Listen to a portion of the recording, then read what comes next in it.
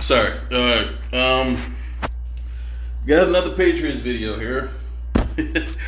All right, so this segment, which just happened today, on Speak for Yourself, they had a little bit of a segment with a very interesting question: would the end of the Brady Belichick era be good for the NFL? And I'm not going to say yes, I'm not going to say no. What I'm going to say is, I think that this dynasty, no matter how people look at it in such a negative light, no matter how much people yearn for a change, I guess change is the best I'm looking for right now. No matter how much people are yearning for change, no one can deny that the Patriots brings the best out of everybody. And here's what I mean by that. I mean, having a juggernaut in any sporting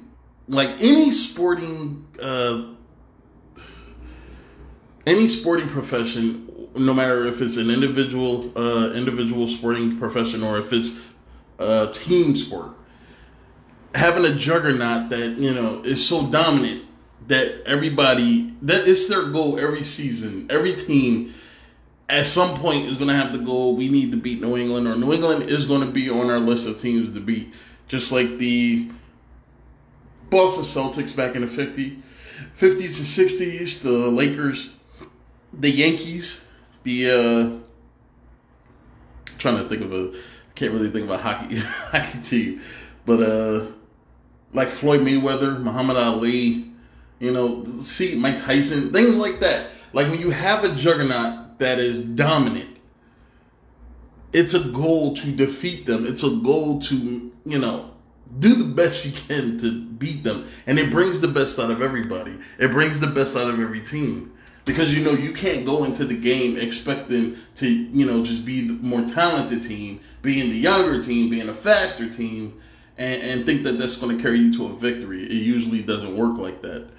With a team like New England that can exploit your weaknesses very well, you have to be on your A game. You have to play well, or you got to hope that they're not on their A game. And you got to hope that you're prepared enough, and it brings the best out of you. If you take New England out of the equation, whether you take Brady away or Belichick leaves, if you take New England out of the equation, then it just is everybody. I don't know. I just feel like it's too easy at that point. Now you're not getting the best product you possibly can out there. And it's such a weak-minded thing to believe that taking away the best team, taking away the more dominant team over the long course of history, or over the long course of recent history, that taking them away makes the sport better when it doesn't. That's such a weak-minded thing to believe. It's like you don't want the challenge. You don't want you don't want the prospect that there is something that's going to force you to be your best. And I think that's such a weak way of looking at it. So let's get to what they're saying. Marcellus, I'm playing to your strength here. You know it. Love me some Outcast. All right, with the end of the Belichick-Brady dynasty, be good for the NFL. I see why you were tugging at my heartstrings, trying to pull me to your side, but it's not going to work, big dog. This would be horrible for the NFL in terms of this dynasty disappearing. I'm not going to buy into the addition by subtraction mentality. Take them away and let someone else step up. Hey, in sports, we don't let you step up. You take your opportunities. You take your position at the top. And that's a man's way of thinking about it. That is a man who wants the challenge. That's a NFL player's, like a former NFL player's perspective, is that I don't want you to not be there. I want to go through you. I want to take it from you. Somebody said that when they did a press conference. I forgot who it was. It was recently where they said, I think it was Clint Capella. I think he said something about the Warriors where he was like, I want them to be there because I want to beat them. In order for us to win, I want to beat them to get there. And that's such a man's way of thinking about it. That is such a mature and masculine thing. I'm going to say that. It's the masculine thing to say. The way of thinking about it is, look, man, we've seen this story over and over again. We're tired of the same thing. We need a change. We need them to be out of it so it gives other teams opportunities to win. Why should you be given anything? Why should you be given anything? You have to work. Every player that's in the NFL has worked to get where they are. Worked hard to get where they are. Now that you're there, you don't want to work to win. Like, you just want to be given shit. Like, and that's such a weak way of looking at it. And the Patriots right now still the Super Bowl champions. So you're not tired of it. Oh, hell no. Again, there you go with that weak-minded shit. Aren't you tired? I'm fatigued. I'm Patriots fatigue. I have that. Like, come on, man. And what's going to surprise me, because I saw some of this. I think I saw like maybe a few minutes of it. Bucky Barnes, Jesus Christ. I got fucking Marvel in mind. Bucky Brooks, he surprised me with his take. And when he says it, I'm going to shed a little bit of light on that, man, because he really surprised me with his take. I'm a track fan.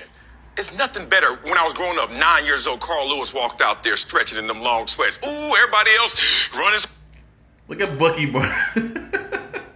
Look at Bucky Barnes, man. Like, I never noticed that before he said anything. He's like so out of it. Not even out of it. He's just like not even engaged with the topic. Like, Or as you can for second. And then all the way till you say, but ooh, do what you can. You still gonna lose. It's nothing better than watching grown, highly motivated, trained athletes all fight for silver. And I love the fact that I'm watching this Patriots team go out there and win 6 Super Bowls. But let's not fool them. It's like that old Larry Bird story that people like to tell about the 3-point contest, where people say, the funny thing about Larry was one time during the 3-point shootout, he came into the locker room where all the guys were getting ready for the shootout, and he said, okay, so who's going to come in second? So, like, that kind of mentality, man. Like, why is it a bad thing when it's New England? Everything is bad when it's New England.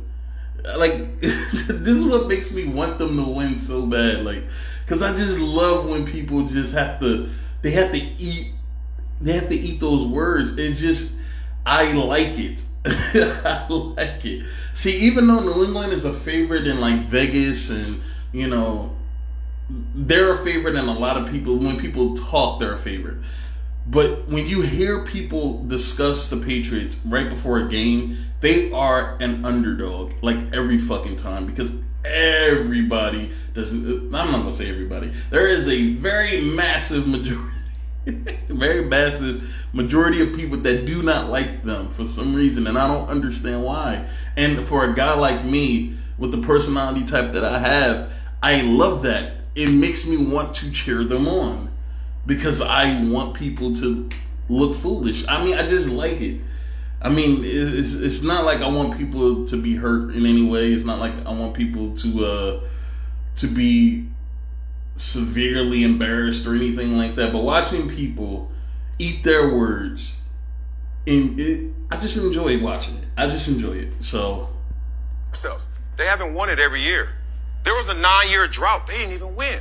What were those times? What were those They've moments? been in 9 of them, half of them. There was a very long time. It was over. I believe it was over 10 years.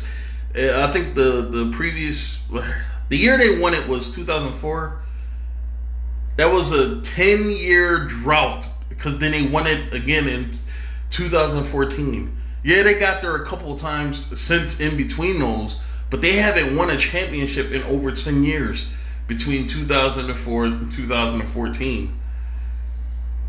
I'm saying over 14 years because I'm pretty sure there's like a little bit of change in there.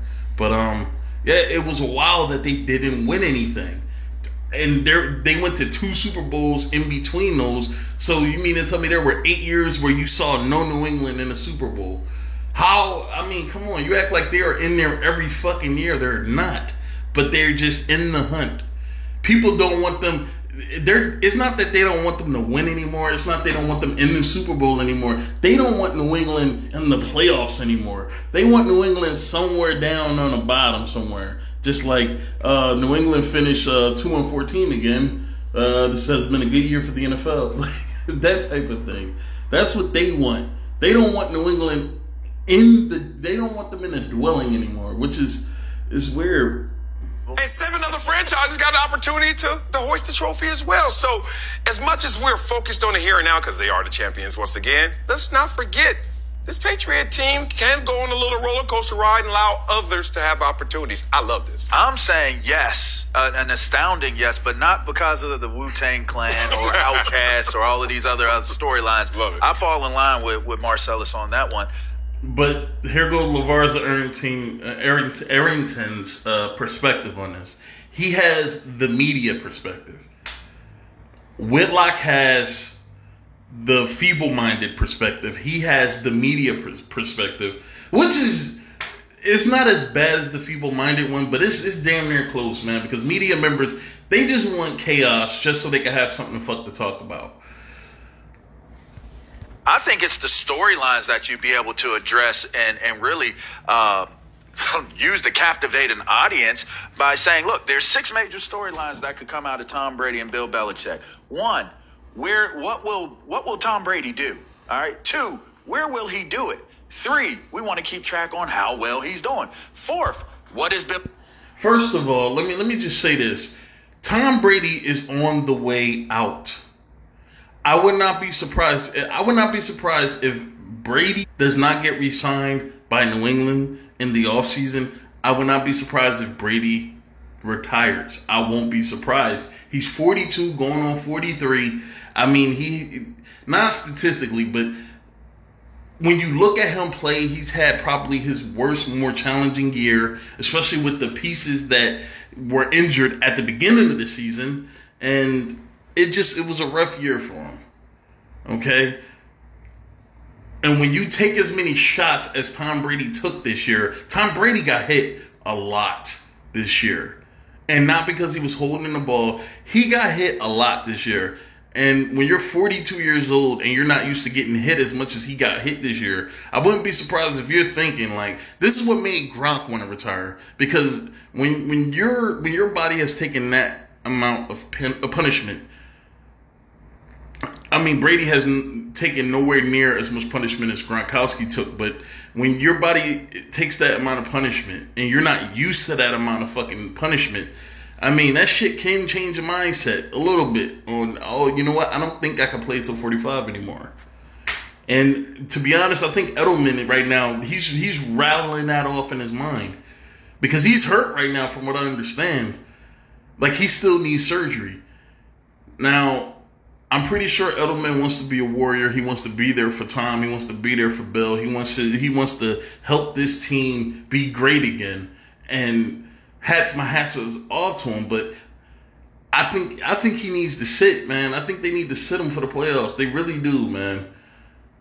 I wouldn't be surprised if Edelman retires at the end of the season. It would not surprise me. So Brady leaving and going to another team, that's not an interesting storyline. Not for somebody that's like, all right, he's older. Now, if Brady would have left when he was 30, if Brady would have left when he was 28 or something like that, that's different. To see if he could have that same amount of success he had there somewhere else, that's more interesting than a 42-year-old guy going to a different team where he got to learn a different system. He got to get used to different weapons. He got to get used to a different coach. He got to get used to a different organization. At 42, it's not interesting. I didn't think the Brett Favre thing was interesting. The only thing that was interesting about that for me, for a little bit, was the fact that he kept retiring and unretiring. But when he came back, I wasn't that interested in Brett Favre's story. Not really. Belichick going to do? 5, who's he going to do it with? And 6, of course, is how well will he do it? I think those storylines... And they keep comparing Brady's future versus Belichick's future. Belichick obviously has a brighter future in his position than Brady does because Brady is a player, an active player. At his age, yeah, he doesn't have much of a future. Belichick could play until he's 75. I mean, he could coach until he's 75 if he wants to. He has a brighter future than fucking Brady. That's not even a fucking story, and it's retarded for people to believe that.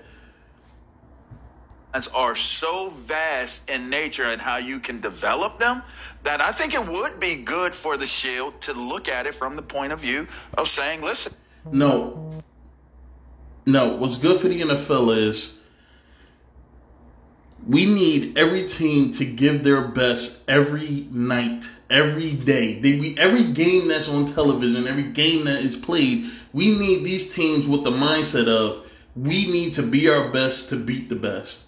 And when you take New England away just because people are tired of seeing them, it kind of takes the pressure off of these other teams to be at their best. Now you got this sloppy ass product out there. I'm pretty sure the NFL can't wait until New England is out of the picture. So that way they can push this bullshit they're pushing with these high-octane offenses. Right now, New England is the only wrench in the fucking... the only wrench in the plans. They're the only wrench because they don't have a high-octane offense. They keep winning in different ways, and it's really belittling what the NFL is trying to push. And I'm pretty sure they can't wait till it's over. These are two of the most polarizing figures in the history of this game, and we can leverage it that way. No, I actually think it would be bad if the Dynasty. I was surprised when I heard that. I'm still surprised a little bit because usually Bucky Brooks is one of the guys that's spearheading it's time for this to end in New England. He's usually one of those guys. Every time I hear Bucky speak on New England, I'm expecting him to say something along the lines of bad, bad, bad. But now he's saying bad, but it's in a context I didn't think that I would hear from him. But just listen to what he says. Ends. And the reason why is I think we have an appreciation for greatness. Whether we love him or hate him, we always tune in. If you think about Michael Jordan and the Chicago Bulls having 2 3-peats, man, we hated that. Some people loved it or whatever. The Lakers with Kobe and Shaq. It goes on and on. And let's not forget the individual athletes like Floyd Mayweather, John Jones, like just those dominant guys. When they're at the top of their game, they're damn near unbeatable. Well, no, Floyd is unbeatable, and I believe the one loss that John Jones has was a disqualification. I believe. If I'm not too savvy with MMA, but I believe I did look that up where the one loss he did have was a disqualification. But, I mean, you're talking about 2 dominant individual athletes who some people love, some people respect, some people fucking hate. Some people hate them. Daniel Cormier. and I'm, look, in no way am I saying this is how Daniel Cormier really feels, but I'm pretty sure the best day in Daniel Cormier's professional career is if something terrible happened to John Jones where he couldn't compete anymore. Because John is he's the bane of that guy's existence. This dude cried twice on television because of that guy. He hates his guts, I'm pretty sure. So greatness forces you to bring your best, man. And greatness should be respected. Even if you don't like it, it should be respected. Because not everybody can do what these people are doing. If they could do what they're doing, you'll see more people doing it. But you don't. Not everybody is as great with whatever craft they have, whatever ability they have to do whatever. Not everybody is as special in their field as some of these guys are, man. Not everybody is. And when you look at New England, they are special. For them to be able to sustain this for 20 years, man, they're special.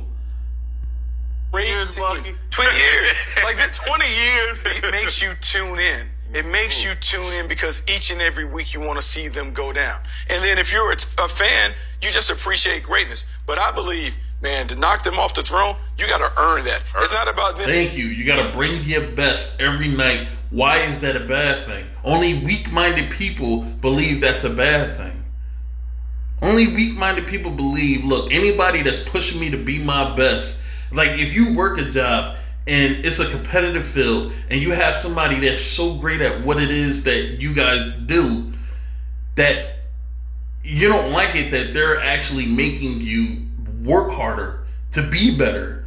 It's such a weak-minded thing. You don't want them around because it forces you to be something better than you are right now. I think that's such a weak way of looking at it.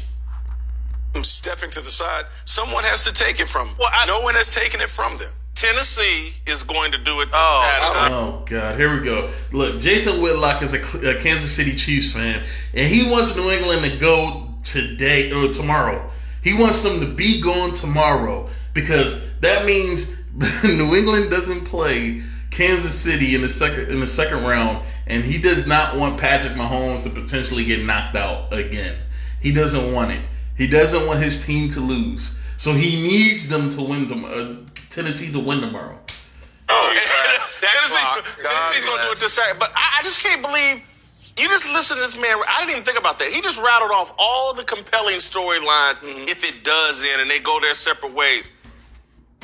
That's not better than what we've been seeing year after year after year, the same story. No. And primarily it's because of Brady's age. Why is anybody interested in what Brady's going to do afterwards? Brady has a multitude of things he can do. But do you think once they happen, anybody's going to give a shit anymore? No. Bill Belichick, Josh McDaniels, Tom Brady. Is there enough talent? Does Tom have heard anything storylines, did we not? Tom is the worst quarterback in the playoffs. I mean, I'm tired of these storylines. Tom is not the worst in the playoffs. Did it crumble? I thought No.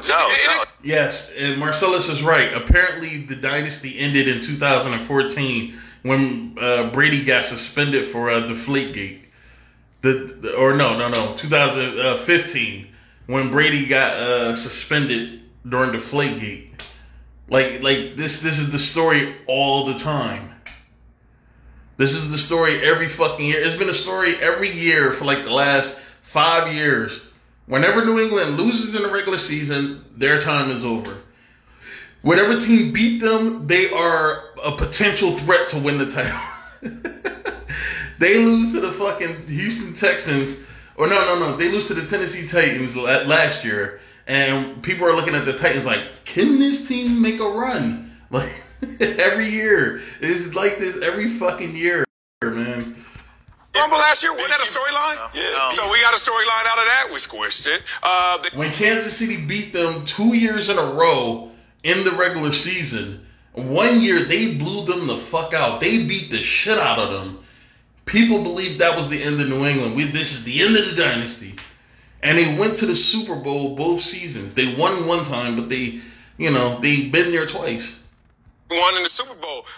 Through the spy gates, through the deflate gates, through all the things that they went through. Would that be the undermining of this dynasty? No? So to me, in success, I love the fact that if you are dynastic, if you are Goliath, and then they shoot every shot at you, including fully loaded teams, and still come up short, I find that genius. Even the teams that beat them in the playoffs or beat them in the Super Bowl, even those teams, they don't have the sustained success that New England has, which makes it great. Philly beat them a couple years ago. Philly beat them. Philly was looked at there's a different way to win and all this other shit. What happened? I forgot what they said. One of the offensive linemen said, "We have fun here. This is a fun environment for us to be in, but we're also winning, which makes this the place to be." And then one of the storylines was, all right, well, New England has this rigid environment at their fucking in their organization where it's pretty much the no fun zone or whatever the fuck they called it. It was the no fun zone. It's not fun to play there. It's not fun to be involved with whatever it is they're doing. Because you can't be yourself. You can't do all this shit. You can't jump onto press conferences and say whatever the fuck you want to do. Say whatever the fuck you want to say or do whatever it is you want to do. It's no fun there. But Philly, this up-and-coming team who just beat them rigid motherfuckers over there, they have fun over there. Doug Peterson is a fun guy. He lets them have fun. He lets them be outspoken, be themselves. That's the future. Look at them. They're barely hobbling into the playoffs year after year now. Like, come on, bro. Think of the history of this game. I tried to come up with anyone who could actually rival in the history of the NFL the storyline that this Patriot team has had. The only one I could think of, the storylines in the NFL that was close to this was Dallas and San Fran, I believe. I think Dallas and San Fran was the closest That little rivalry they had where it was like year after year, either one was going to be there or the other was going to be there. Or one other storyline was Buffalo. They went to 4 straight Super Bowls and lost all of them. Those are the only ones that I can think of off the top of my head where teams had sustained success, but it was like an interesting storyline attached to it. And, you know, but those were the only ones that I could think of. Created. I came up with Art Rooney, Chuck Noll, Terry Bradshaw. You could argue policy, Montana, and Bill Walsh. 20 years. So think about this. If we're talking about... He's talking owner, coach, and I guess sustained success. But that shit only lasted for 4 seasons. Not even 4 seasons. It lasted 4 or 5 seasons where they were the best defensive team in the NFL. I mean, they had Hall of Famers all over that squad. But they won 4 Super Bowls, and they did it in a very crunched up amount of time. But, I mean, outside of those 5 years where they were in the hunt, I don't even know if that 3rd year where they didn't make it at all, I don't know if they were even in the hunt. I got to go back and look. But it was 4 or 5 years where they were in the hunt. And they won the Super Bowl. After that was it. They didn't get back to the Super Bowl until 1997, I believe. 1996, 1997, something like that. That was one of the years they went. So it was damn near, it was almost 20 years that they didn't get back to the Super Bowl at least. Is the storyline staying intact, and is it as impactful, and is it good for the Shield?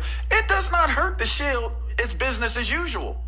But if you get a shakeup, right? Because and I know we're heading into this, but I fully anticipate this is the last season that Belichick and Brady are together.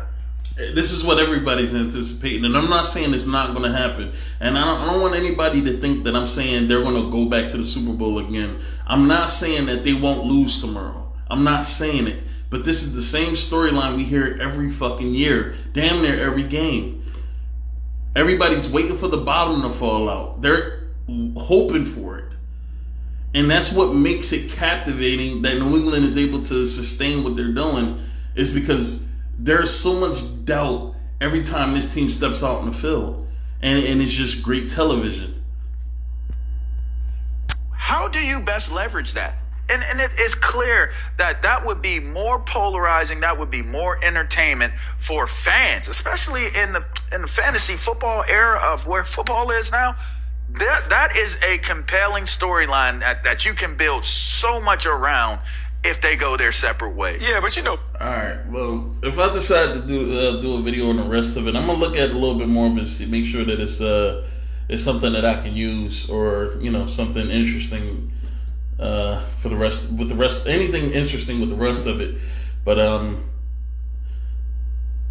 again, I did a video, the last New England video I did, I said that this is the beauty of sports, man.